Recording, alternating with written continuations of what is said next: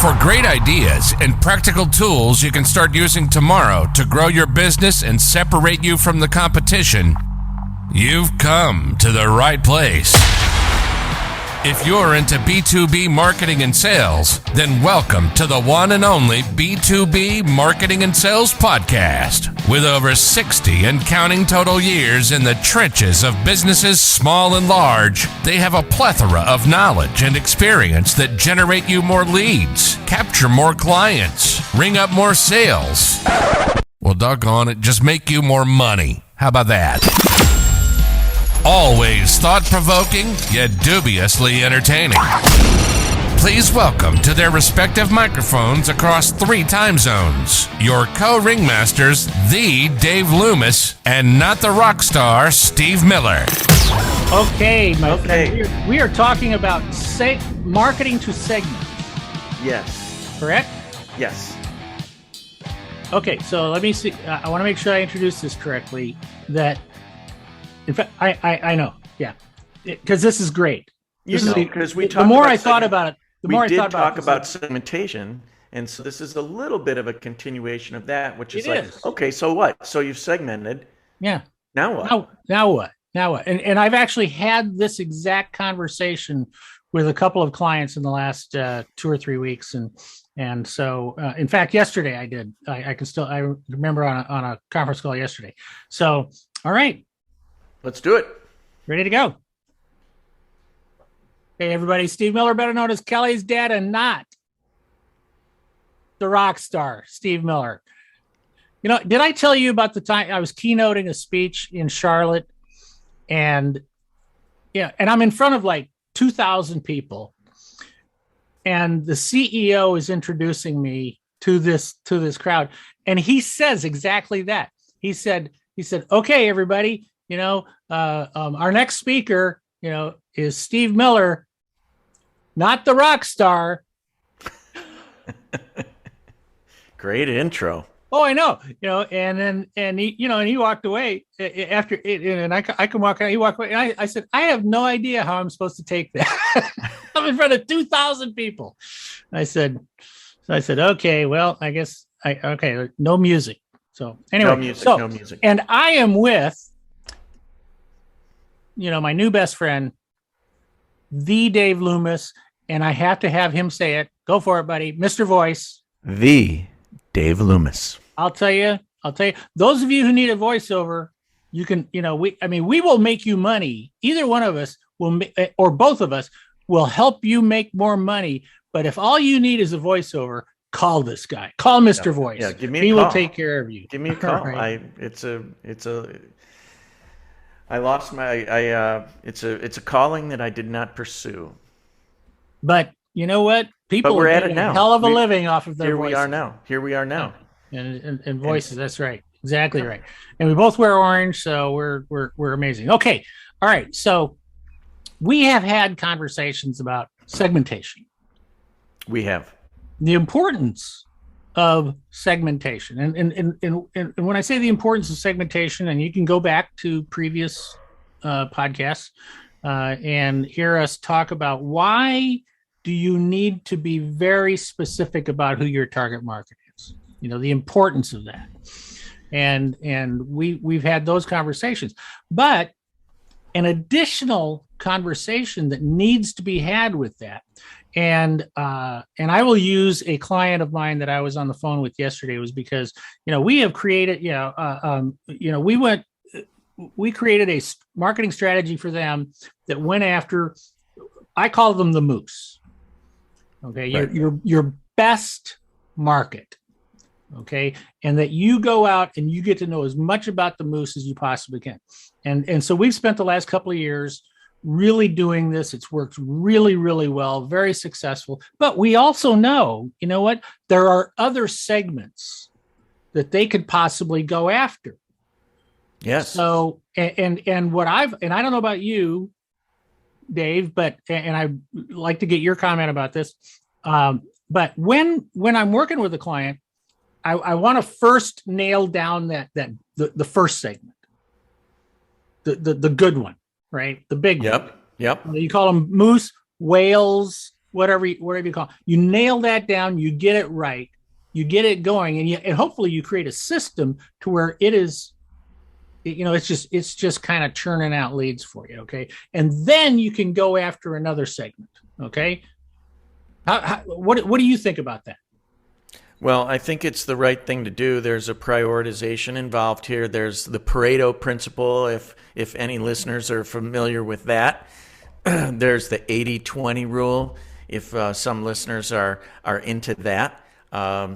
These are all about the same things, that we really get 80% of our business from 20% of our customers, for example. But the 80-20 rule is fascinating, actually, if you study it and you study the math behind that and the Pareto principle and all that. It is really fascinating. And what it all adds up to is that it does pay to prioritize. It pays to prioritize. So instead of going, an inch deep and a mile wide, go a mile deep, to start with, and an inch wide. Right. Yeah. And right. So now I've seen the good and the bad of this, and I know you have too. And I worked in an organization for a long time that was really obsessed with segmentation. And that's not a bad thing, because you're dividing up the market. And I would say this organization went into micro segmentation. And little as finite as you can get. Really, they really went after the long tail. Oh, they were going after hundreds of segments. The way you split it out by the types of products and the types of applications and all sorts of other factors. And what they would do is look at, after they define the segment, they'd look at, what share do we have in this segment? And so you could paint a picture, imagine like a grid, in your mind. And a whole bunch of the grids have green, color code in them with a number, which is a percentage of share. Mm-hmm. And a whole bunch of them have yellow, which is sort of in between, right? Kind of so-so. Yeah. Medium share, whatever, compared. Everything's relative, but medium. And some of them, a few of them, maybe a handful of them, 20%, 15% would have red, which means really poor, low share, right? So sure. I think we can talk about this for a few minutes, because I'd love your perspective too, but I'll tell you what this organization did, which I don't really agree with. They would look at that chart that I just described, and they'd go, oh, green, we're golden. That sounds great. Yellow, we need to work a little bit harder there. Red, why don't we have that business? We should have that business, damn it. Let's muster all our forces, or most of them, to go after these red segments, because look at all the opportunity there. We've got a low share. Our competitors are making a killing in those little micro segments. Let's get in there and kick their asses. Well, I'll ask you this question. Why might it be difficult to gain share in those segments? Well, number one, we start out with when you say the 80-20 rule, the 80-20 rule also it means it applies to everything. I mean, the world, the universe is based on the 80-20 rule. Yeah. And so we could also say not just that 80% of our business comes from 20% of our customers. We could also say that, 80% of our success comes from 20% of our strengths, of what we're good at. I like that. All right. That's 80-20 is a really amazing formula that just applies across the board. So like when you made the comment, that this client would say it's red, and they would say, our competitors, our competition is doing great in this area. Why aren't we doing great? Well, how do you know that they're doing great? And you back up here. First of all, is that number one, market share does not mean profit. Ah, right. Okay. Right. Which to me, that's the driver.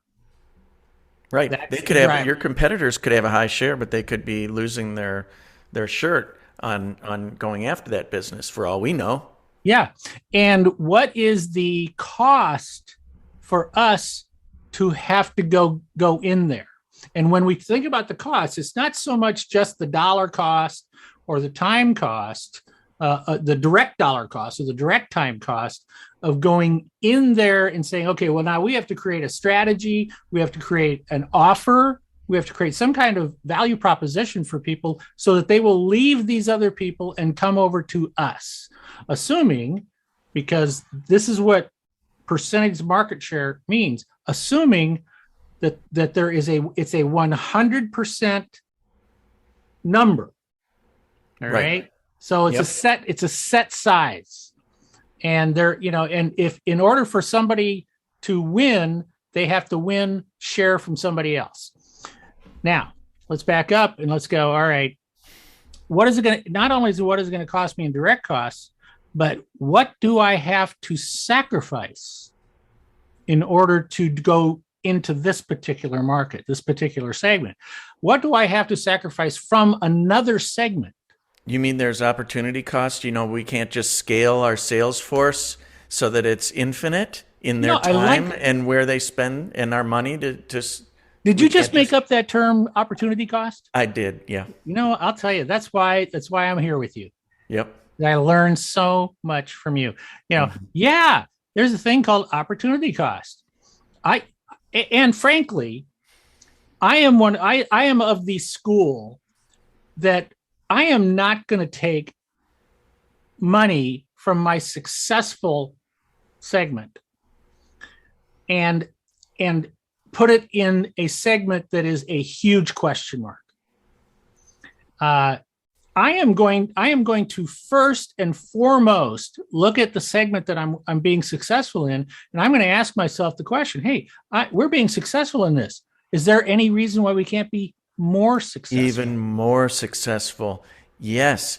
And that's actually a more likely scenario than trying to turn around a hurting segment. I'm not saying that it's impossible for us to pursue low share segments and to make some progress there and to get into new markets, but it's harder because you said take a step back and say, well, why are we really good at this one segment? Why is that one green and the other one red? Well, we've been in it for 75 years. We've been serving that segment.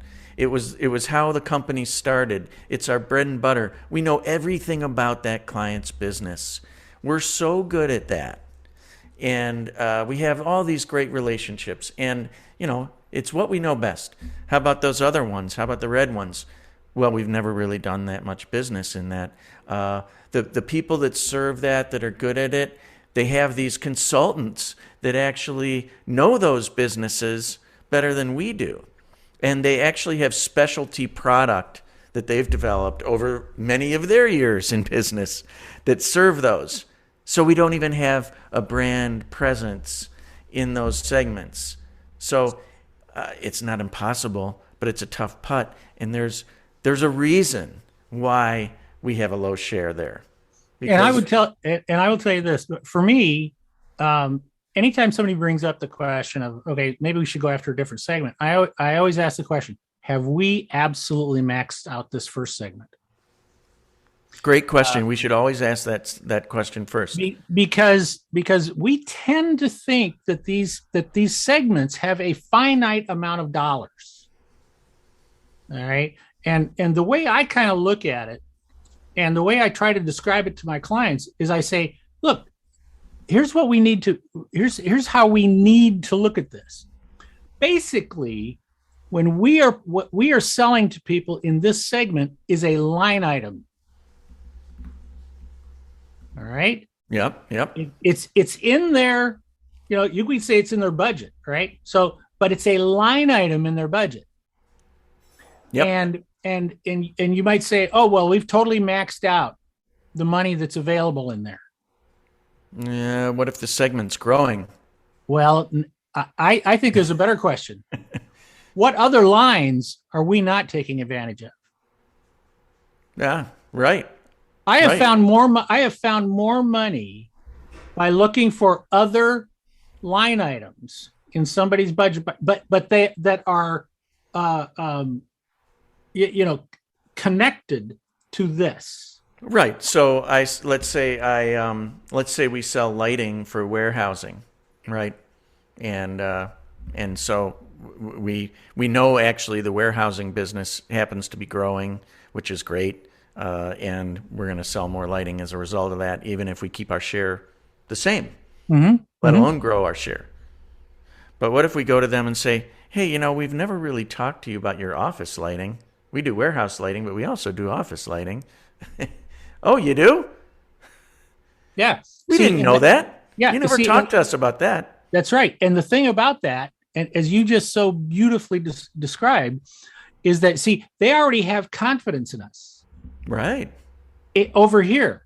And it's a very easy connection for them to look over here and go, oh, yeah, of course they can do it over here.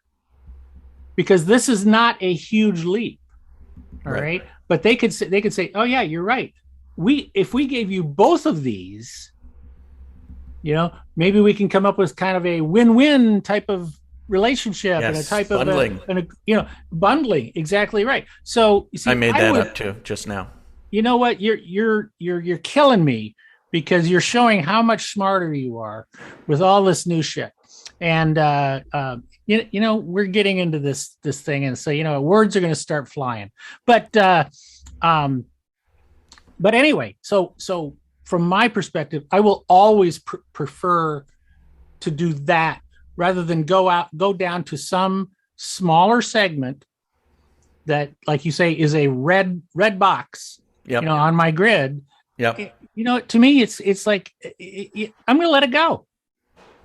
I'm going to let it go, unless it has unless it has unbelievable potential for us, and it fits our radar screen, right? Right. We're not having to go out and create something new. I want to take care of this other stuff first. So it's like yesterday, I'm having this conversation with a client, and we've really we're just knocking it out of the park with the moose. And they start talking about, and they've brought this up to me before, and they said, but there's also this segment, called the rabbits, right? Which they're not as big as the moose. Rabbits but they have smaller. But they have the same needs. Okay. Is there a reason for us to go after them? And if we do, what should we do? Well, and then my response to them is that's all well and good, but rabbits eat different food. Rabbits live in a different place. Yes, they do. So what we have to think about is that even though our product or service might fit them as well, they don't eat the same food. They don't have the same bait. They don't talk the same language. So we have to learn their language, so that if we do choose to go after a different segment, then that's what has to happen. You can't take the same thing you've got for one segment and just shift it over to the second. So what you said is a perfect segue into something I also wanted to mention when we talk about selling into segments, and it goes back to how do we sell into the segments? Let's say we identify the green ones and some of the yellow ones, and we are going to play to our strengths. Those are still separate.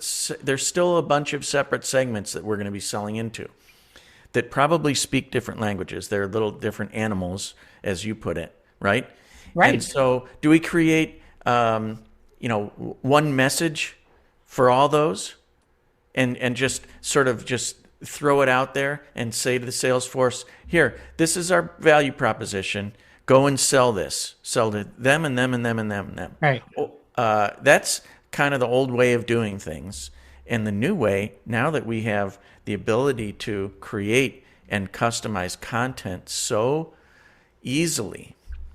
My recommendation is to, whenever possible, to speak in that segment's language to them and make them feel like you know their business and you're using their vocabulary and vernacular, and you're talking to them about their challenges and issues, and you're an expert in their field.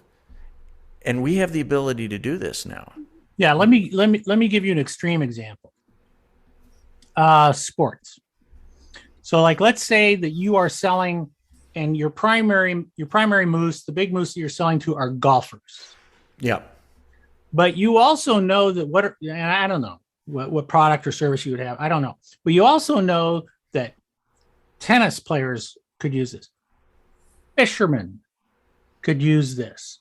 Yeah, right? maybe it's a wristband or something that I don't know. It captures heart rate and other things. And yeah, I don't know. But you see, but the point is that if I go in, I could create a generic message to everybody, right? And when I do that, I'm basically talking to nobody. Right. Or odds are I'm already talking to the golfers.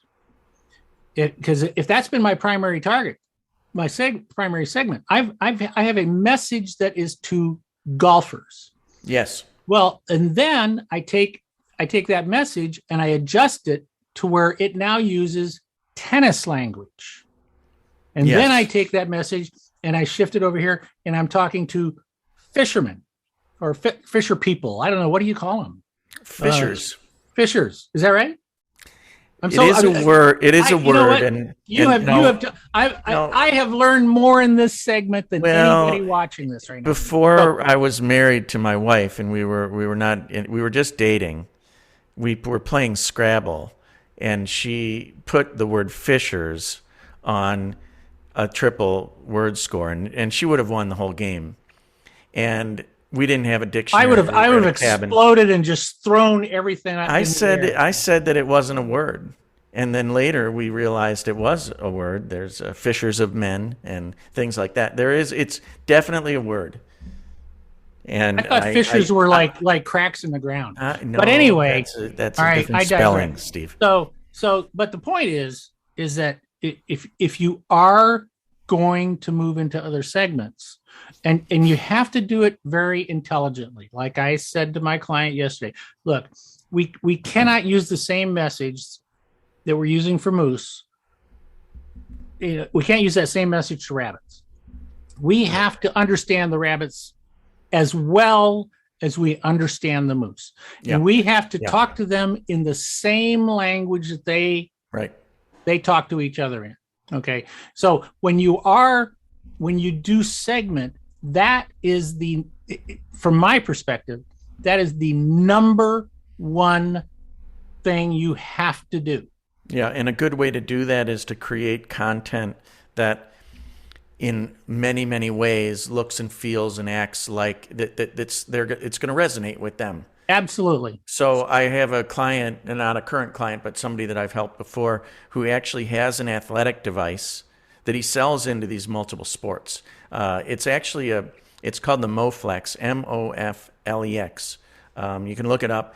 Basically, it's a device you stand on to stretch out your calves and do certain exercises on. But his way of selling it into these different sports is to go around to different pro sports or college sports and then take videos of those teams using the Moflex, for that sport, and then to create copy and also voiceover that explains the range of motion that you get for your baseball swing, and he's using all the words and all this, whether it's pitching or swinging or whatever. So it's a real example that you came up. You know what? I completely forgot. I'm glad you said that, because it reminded me. It reminded me of a client I worked with, not for very long. All right, but my daughter was a world-class amateur golfer. She was. And I think you were a pretty good golfer at one time, weren't you, Steve? No, never. And He was. And when she was playing college D1 golf, and so I was at one of the tournaments, and a guy approached me and he said, "Hey, are you Kelly's dad?" And I said, "Yeah, I'm Kelly's dad." And he says, "I understand you're a marketing guy." And I said, "Yeah, that's right." And he said, "Hey, I got something that I think that the team might like." And he showed me this jar of hand lotion, not cream, but it was for like people who use their hand, and he was referring to the fact that golfers, when they're competitive golfers, their hands are a wreck. Yeah. Because they're using these things all the time, and they're on the grips, and I remember, okay, as you say, I have a background in playing golf, and my hands were always a wreck.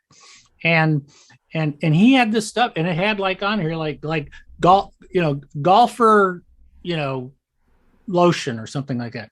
Right. And and I shared it with the coaches, some of the coaches and stuff like that, just because I thought it was great, and it was wonderful. And so then I'm talking to him, and I said, "Are you going to take it to, you got to take this to other markets, right?" And he goes, "Oh, how do I do that?" And I said, the packaging it says tennis. It doesn't say golf. It doesn't say, that would be a good start. It says rock climbing, right. It says basketball or something like that. And that's what he did. All he did was change the product packaging to reflect the sport. Okay? That's clever. It was the exact same product on the inside. Yeah, I love that. And I think he ended up selling the company for millions of dollars, of which I got nothing from. Got nothing. Well, right. So, but you paid anyway, it forward. We are out of time. Really? Once again, this segmentation topic is a great one. And I don't have a topic for next time yet, but maybe we'll just continue this discussion, because part of this is marketing intelligently. To me, I don't know about you, but this is marketing intelligently, where the way I look at it with clients is I look for that first segment. I look for the moose. All right. I look for the ones who are it's my best target market. Right. And then I go after them, and I create a marketing system that works to where it's working all the time, continuing to always create new leads for me and my company or my clients. Let's talk about it again, and remind me I want to ask you about the importance of getting, there's names for it, but when you're penetrating a new segment, getting some sort of a well-known customer, keystone client, whatever you want to call it, because there is real power. I love it in that. I love it. And I've been made fun of before for saying that how important that was in penetrating new segments. And did they make fun of you for using the word penetrating?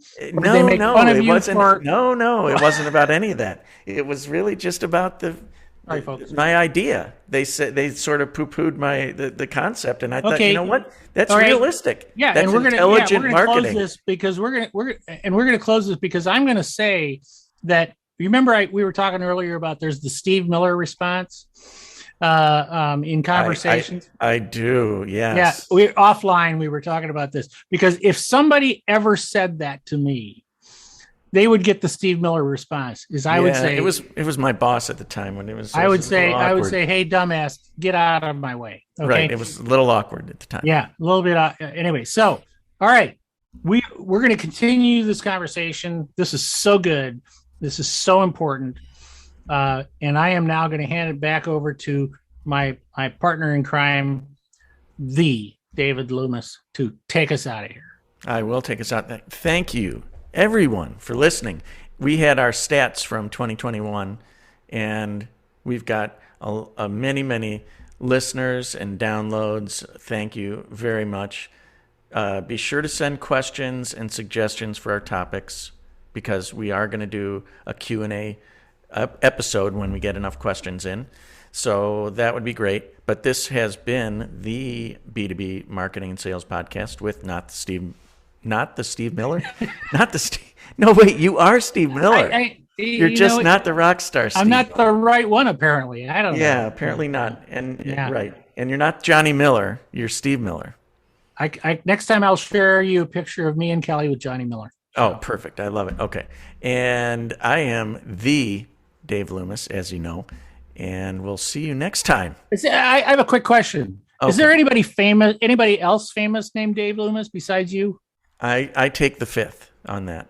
You take the fifth? Wow. Yeah. That sounds like there's somebody in a penitentiary somewhere. No. Okay. You know, the truth of the matter is there are numerous Dave Loomises out there. Well, yeah, I know that, but not the Dave Loomis. Okay. You know what? We are going to make you a rock star, buddy. Thank you for listening to another episode of the one and only B2B Marketing and Sales Podcast, the source for B2B marketing and sales insight. If you enjoyed the podcast, please be sure to subscribe and leave these old guys a 5-star rating. Check the show notes for any links and contact information. You can always contact us by going to b2bmarketingsalespodcast.com. Thank you, and keep on marketing, keep on selling.